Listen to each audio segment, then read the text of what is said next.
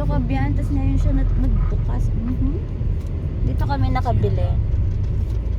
Pag Sure. ano nyo, wala pa rin.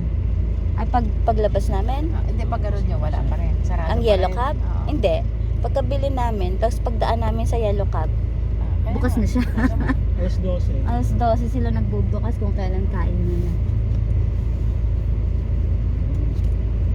Talagay ko na late lang yung ano. Kasi officially 11 o'clock.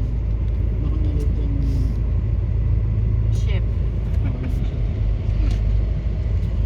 Sa tagal namin naghintay, binigyan kami ng free iced tea.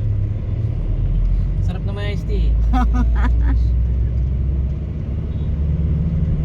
Kita ko sa nag-sarito yung laki. Ayaw mo. Kapag napasok ka lang problema no? Ay, green belt na po yung labas niyo dyan. Kaya nga. Green belt. Wala, na-pluck na. Saka dito hindi ka makakano eh. Dito. Tama yan, matagal-tagal tulog niya. Tignan mo. Pag galing kayo dito, tapos nag-U-turn kayo, mahuli kayo. Parang ganito din yung weather Baka kahapon. doon na kayo. Ay, hindi.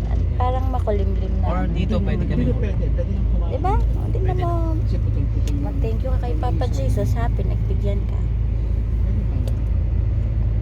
Parang kung doon na kayo kakaliwa. May point rin yun sa dulo. Wala pa naman patawad yung mga yan, kahit pakiusapan.